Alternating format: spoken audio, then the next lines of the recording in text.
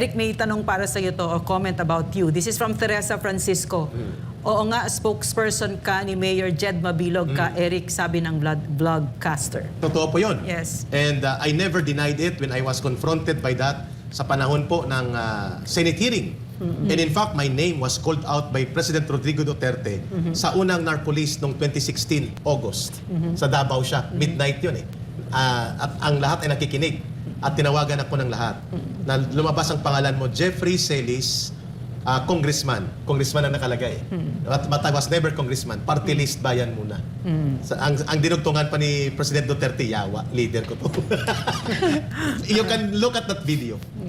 I was never guilty of that. Because my presence in Iloilo City was covered by confidential projects and security-related projects, including my presence in City Hall. Hindi ko po pwedeng i-detalye yan. 2010 pa po ako tumutulong laban sa CPP, NPA, NDF. What brought me out in the open is Lorraine Badoy and Antonio Parlade. Nagkasama kami sa Senado in 2020.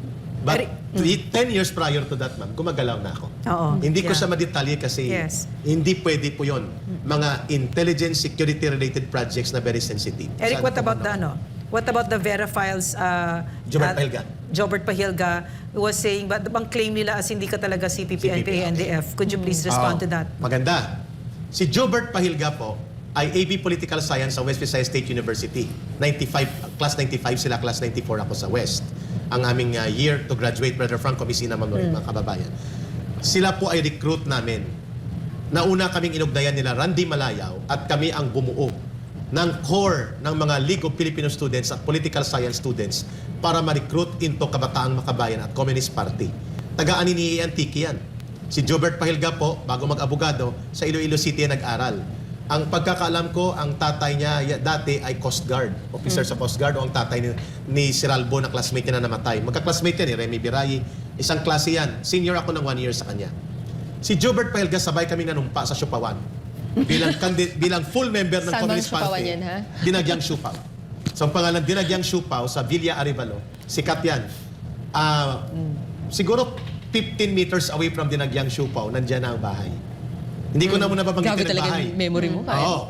Pero pag i-describe ko pati sketch, kaya kong i-drawing. Ang nanumpa doon si Remy Birayi.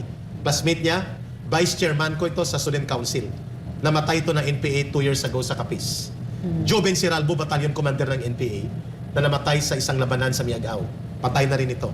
Si Jobert Pahilga, ako at ang dalawa pa, hindi ko na pangalanan ng dalawa. Kasi ang isa, ang anak niya active pa. At inaanak ko. Sa bahay nila mismong panunumpa. Ang nagpasumpa sa amin sa Communist Party si Bart Nograles. Si W. Manaay, wag na lang kumplituhin, W. Manaay. Saka si Nestor Burgos Jr. Na naglaylo na yata si Nestor Burgos na nasa Kapitolyo na ngayon. Dating Inquirer, Visayas correspondent. So si Pahilga is still active? Active si Pahilga pa. Nang siya ay mag-graduate, hindi siya nag-full-time. Ako ay nag-full-time na kami.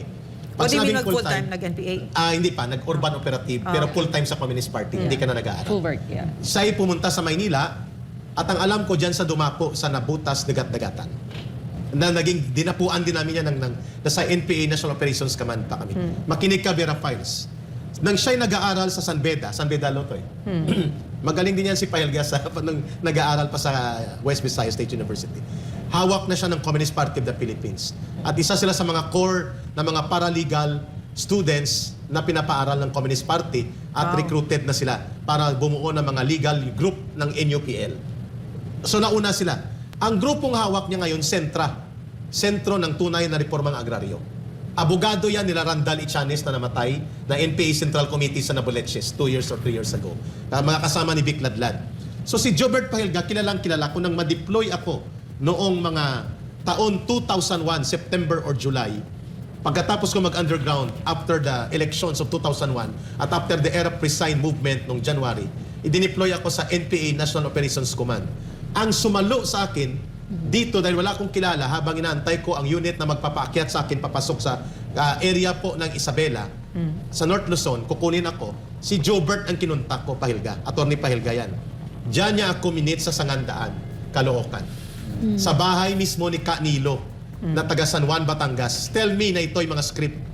Memoryado ko si Canilo. Pasensya ka na, Canilo. Kailangan kong sabihin ito. Hindi ko alam kung nandyan ka pa sa Sangandaan. 3 houses from the corner. ang bahay na ito, alas 7 ng gabi, dinala niya ako sa Nabutas, Dagat-Dagatan.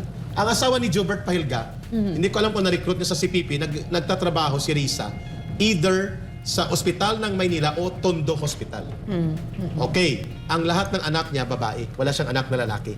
O paano ko nalaman ito? And every month, binibigyan niya ako ng 8,000 para suporta sa NPA, National Operations Command. Si Pahilga. Si Pahilga kung kumukuha sa kanya. Diyan sa Malabon na butas. So it's very important for the CPP to discredit you. Yes. At ang ginamit nila sa Pahilga, ang mali lang nila, ay kilalang kilala kong